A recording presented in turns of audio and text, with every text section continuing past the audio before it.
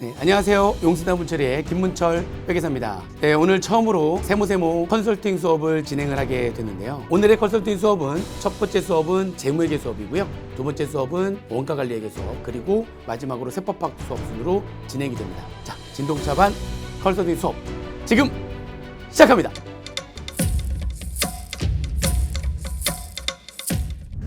안녕하세요. 반갑습니다. 최정인 회계사입니다. 안녕하세요. 네, 안녕하세요. 네.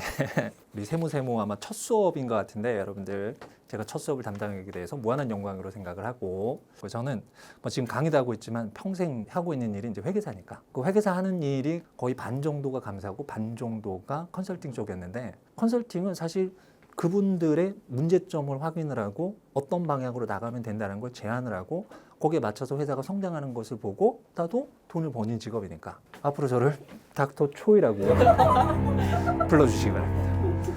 그래서 결과적으로 여러분들 문제점을 해결하고 문제점을 일단 진단하고 그 진단된 내역에 대해서 진료를 하고 그 진료 결과 여러분들한테 처방을 해서 완치시키는 것이 저의 목적이에요.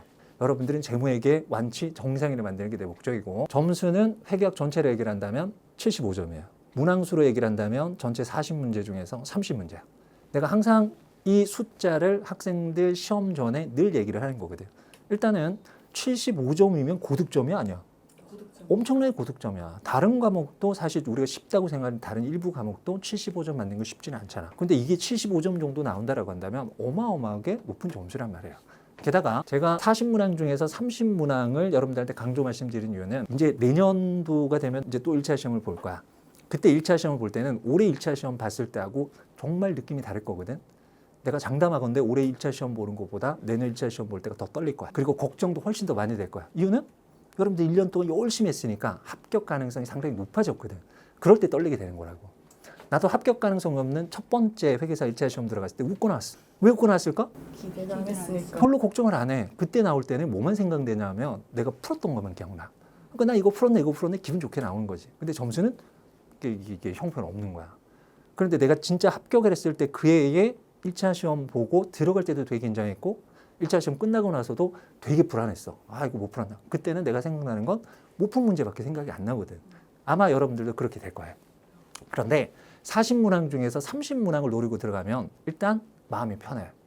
대부분 시험을 앞두고 학생들이 되게 고민에 쌓이는 게 시간이 너무 부족하다는 거거든. 아마 또 꼭 그렇게 느낄 거야. 이번 시험도 마찬가지였잖아. 시간 되게 부족할 거든. 실제 들어가면 시간이 훨씬 더 부족하게 느껴질 수가 있다고. 그래서 그것 때문에 걱정이 되게 많이 해. 그게 대부분은 40문제를 다 보고 들어가기 때문이야. 머릿속에 40문제라는 게 있으니까. 근데 애초에 시작할 때부터 30문제를 보고 들어간다고 생각을 하는 거야. 그러면 일단은 마음가짐이 30문제고 40문제는 완전히 차이가 나는 거잖아. 마음이 편해져. 게다가 여러분들이 실력이 되면은 시간이 조금 남을 수도 있어. 왜? 문제가 쉽게 나오는 경우도 있거든. 그럴 경우에는 30문제뿐만 아니고 플러스 알파가 되는 거야. 여러분들 하기 나름인데 내가 여러분들한테 보장해 줄 수 있는 완치 판정은 75점이에요. 그래서 문항수로 얘기를 한다면 딱 4분의 3이야. 아마 회계학 문항이 24문제가 출제가 될 건데 내 목표는 확실한 18문제예요. 18문제는 내가 확실하게 맞출 수 있도록 보장을 해줄 거니까 우리 그게 최소한의 완치다라고 생각을 하시고 접근하시면 되겠습니다. 자, 문제 2번은 시험 문제 진짜 좋아하는 거잖아. 교환과 관련된 내용이에요. 자, 교환이 나온다면 항상 가장 먼저 생각해야 될 거 뭐? 내가 늘 얘기를 하잖아. 그치, 이게 상업적 실질이 있느냐 없냐. 상업적 실질이 있을 경우에 취득원가 결정 1순위 그렇지, 제공한 자산의 공정가치. 2순위 취득한 자산의 공정가치. 3순위 제공한 대가의 장부금. 이렇게 쭉쭉쭉쭉 나올 수 있어야 되는 거야. 우리가 계산하는 거 뭘 계산하는 거지? 방금 얘기했던 게 취득 원가. 그렇지. 취득 원가라는 걸 알아야 돼. 내가 뭘 계산하고 있는지 정확하게 알아야 되는 거라고.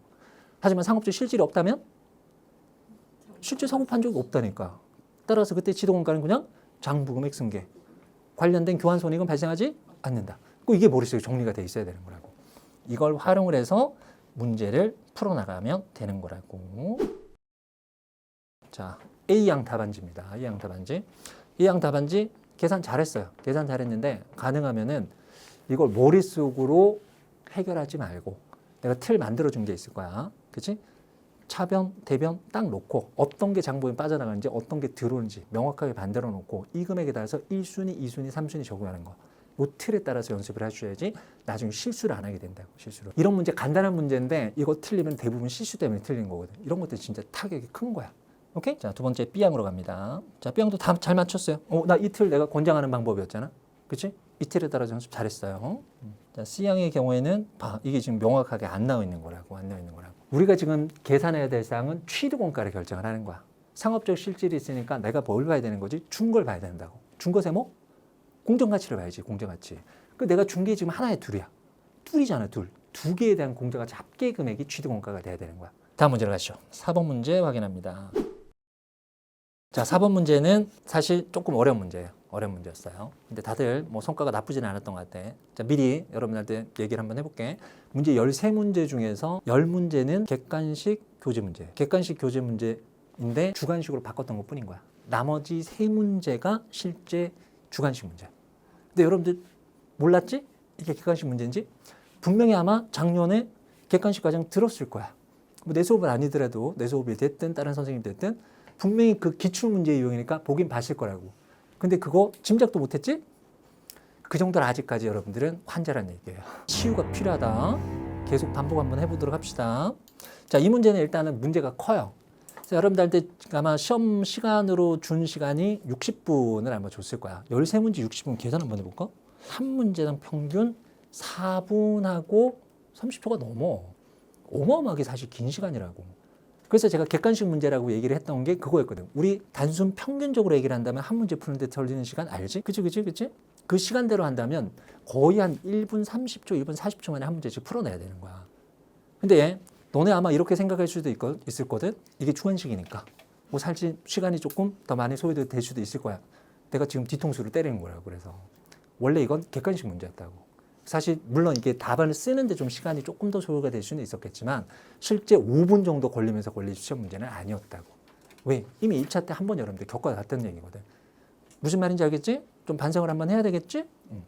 대신 이 문제는 대신 덩어리가 좀 큰 문제였어. 얘는 실제 2차형으로 문제가 출제가 됐던 거니까. 자, 이 문제에서 기본적인 사항들 중에서 놓치지 말아야 될 사항이 이런 것들이 있어. 자, 설치비 지출이 있고 여기에 대한 교육훈련비 지출이 있어.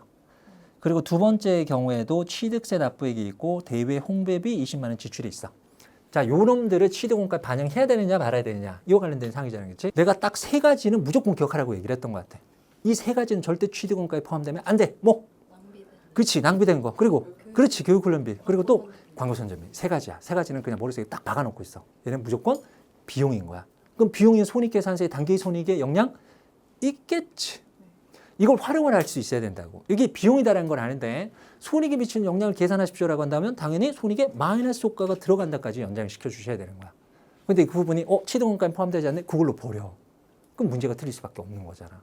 아마 A양, B양, C양이 공통적으로 비슷한 결과가 나왔던 것 같아요. 이 부분은. 네. 자, 게다가 여기에 대해서는 유형자산에 대한 원가 모형 적용도 있고 유형자산에 대한 재평가 모형 적용도 있어. 그래서 하나는 원가 모형이 적용됐을 때 손상과 관련된 사항까지, 그리고 또 한 가지는 재평가 모형이 적용됐을 때 손상까지 여러분들한테 물어봤던 문제였어요. 자, 모범 답안입니다.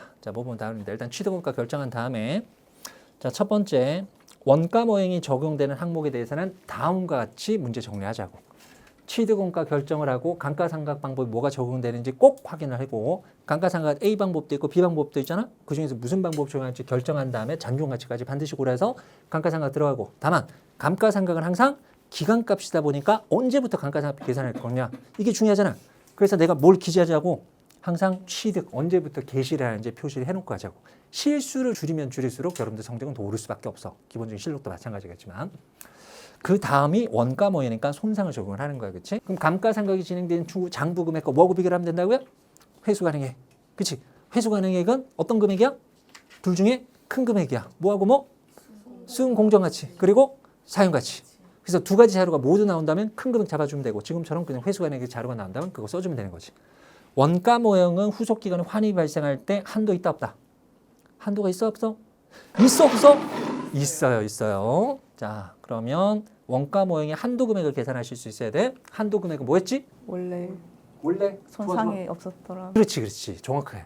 손상이 없었다면 지금 현재 장부금액 얼마만큼 되었을까? 그 금액을 계산하는 거야. 그래서 원가 모형이 적용했을 때는 항상 한도라는 게 있다라는 거 잊지 말고 한도 이내 금액에 대해서만 환입 처리를 해주시면 되는 거야. 요 모양에 대해서 처리하고, 그래서 아까 분석을 했다시피 손익에 미치는 영향 계산할 때 요 교육훈련비라는 것이 있으니까 교육훈련비는 놓치지 말자라고 말씀드린 겁니다. 자, 늘 말씀드립니다. 손익에 미치는 영향 계산할 때 기본적으로 깔고 가야 될 거 두 가지. 뭐? 감가상각비. 이자 비용. 그렇게 이자 비용. 이 두 가지. 이자 수익이 나타날 수도 있고 그것도 역시 당기순이익에 플러스 영향이 발생할 겁니다. 두 가지는 꼭 깔고 들어가야 되는 거야. 그 외 플러스 알파를 얼마만큼 채워주느냐가 그냥 단순 정상인에서 머무를 것이냐 아니면 추성훈이 될 것이냐의 차이예요. 이런 것들 하나씩 채워나가는 과정이 여러분들 성장하는 과정이라고. 자, 반면 재평가 모형이 적용되는 자산에 대한 모양새는 내가 이렇게 잡았었지. 일반적으로 1차 문제에서 제시가 될 때는 재평가 모형이 적용되는 자산에 대해서 손상까지는 안 건드리는 게 일반적이지만 우리 이미 내년 동차까지 노려야 된단 말이에요. 그렇지? 그래서 손상까지 범위를 확장시키는 게 맞다고.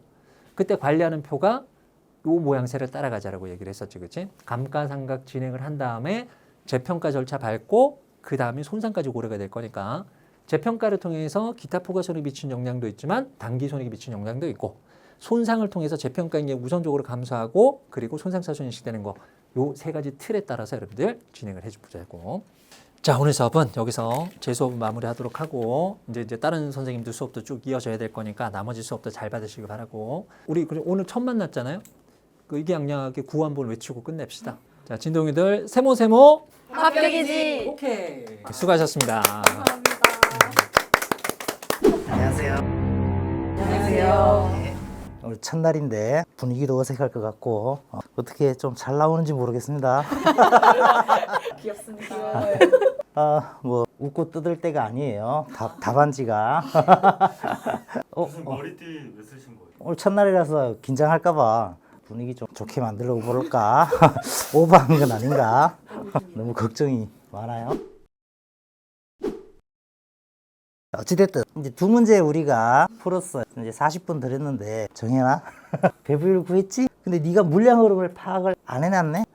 그랬더니만 어떤 문제가 생기느냐, 요 숫자하고 요 숫자가 어떻게 됐어 지금. 요 금액이 틀린 게 아니고 바뀌어 적은 거야. 그러니까 잘 계산해놓고 이런 것들은 틀리는 거지. 이런 게 이제 잘 풀고 틀리는 거지. 이런 것들 우리는 이제 뭐라고 불러? 실수한다라고 하는 거야. 근데 이런 실수를 안 할 것 같지만 진짜 많이 해. 두 번째 문제가 종합원가 문제인데 사실은 요게 내가 문제를 만들고 다시 풀어보고 해서 딱 풀었는데 여기 40%로 바뀌어야 되는데 안 바뀌었어. 근데 좋아.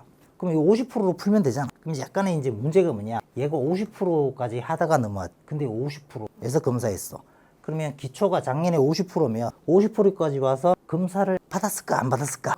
받았겠다라는 걸 뭘 보고 알아? 그렇지. 요거를 보고 아는 거야. 기초가 작년에 검사를 50%까지 작업하고 50% 시점에서 검사하는 게 받았구나. 그래서 받아서 합격을 하고 넘어왔구나. 그러니까 합격했으니까 우리는 뭐라고 불러? 합격하면. 그렇지. 정상품이니까 정상공소는 거를 배부를 받고 넘어왔구나. 그러면 이 상태로 이제 그대로 풀었는지를 보는 거야. 그래서 답안지를 보니까 자, 내가 수업 시간에 이렇게 적지를 않지.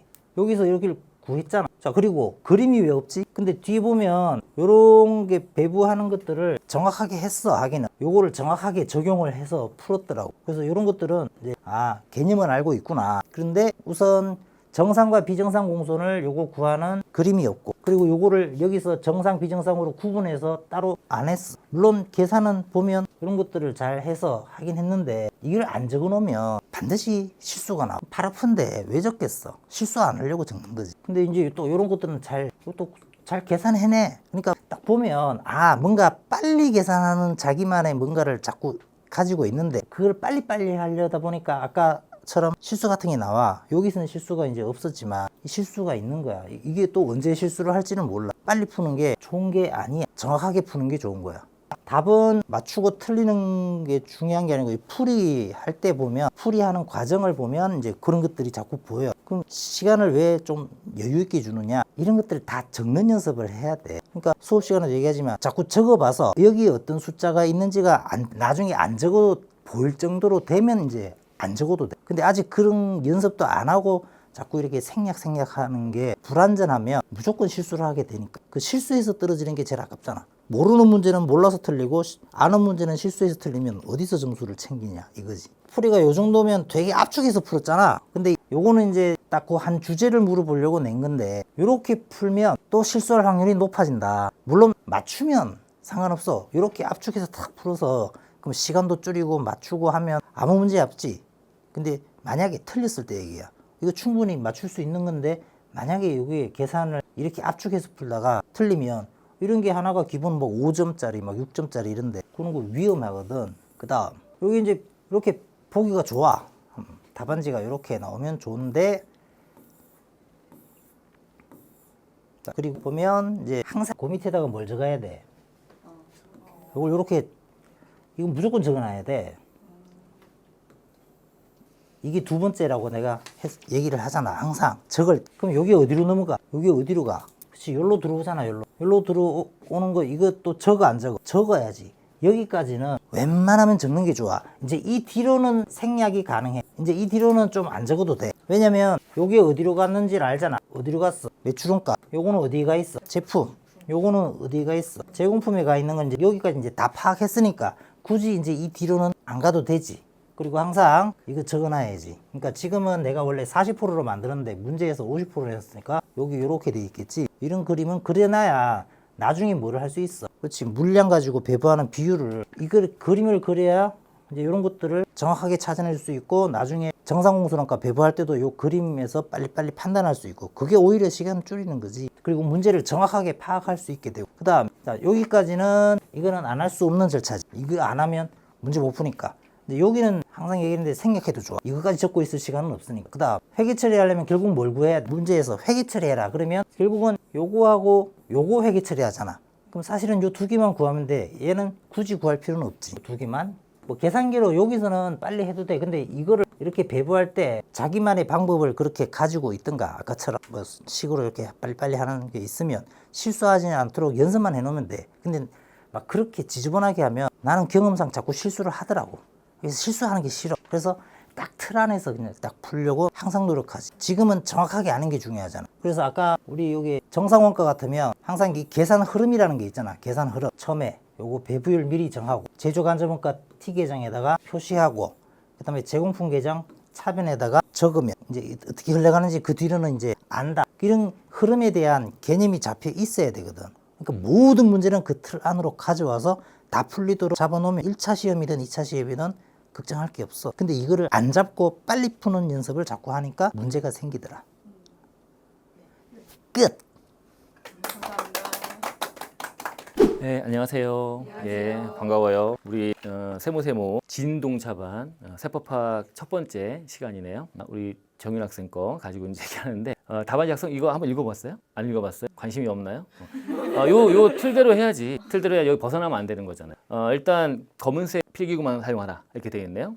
이게 이제 문제는 우리가 답안지를 제출하면 그럼 다시 이거를 복사를 떠가지고 채점을 해요. 그래서 복사 뜨고 하는 과정에서 이게 복사가 좀 안 될까 봐 과거에는 수정액이라든가 수정테이프라든가 다 못 쓰게 그렇게 했었는데 요즘 기술이 발달했는데 수정액은 이제 안 되나 봐요. 근데 수정테이프는 된다 이거죠. 복사하는 과정에서 딱 박스 안만 복사가 돼버리면 그 벗어나는 것들은 복사가 안 되니까 그런 것도 좀 주의해야 되는 게 있고 그러니까 항상 이게 보면 뭐 특정인을 암시하거나 뭐 이런 것들 특정인 암시하거나 이런 것들 하지 말라 이렇게 돼 있잖아. 뭐 특수표시 같은 거 하지 말아라. 근데 우리가 이제 답안 쓰다 보면 이제 중간에 좀 뭐 써야 되는데 놓쳤다든가 그러면 이렇게 좀 중간에 첨언하는 뭐 그런 것도 하는데 그런 것도 특수표시는 아니니까 그런 건 가능한 것 같아. 또 우리가 식 같은 것도 중간에 산식하고 설명하는 것들 있잖아요. 그러면 그런 것들을 좀 반듯하게 박스도 반듯하게 그리면 좋은데 글씨가 이쁘면은 그 박스 그리는 것도 자연스럽게 이쁘게 그리는 것 같은 느낌이 드는데 그게 아니다 그러면 교수님은 사람이다 보니까 나를 상대로 정말 최선을 다한다 라는 모습을 보면 글씨는 안 좋다 하더라도 필체가 안 좋다 하더라도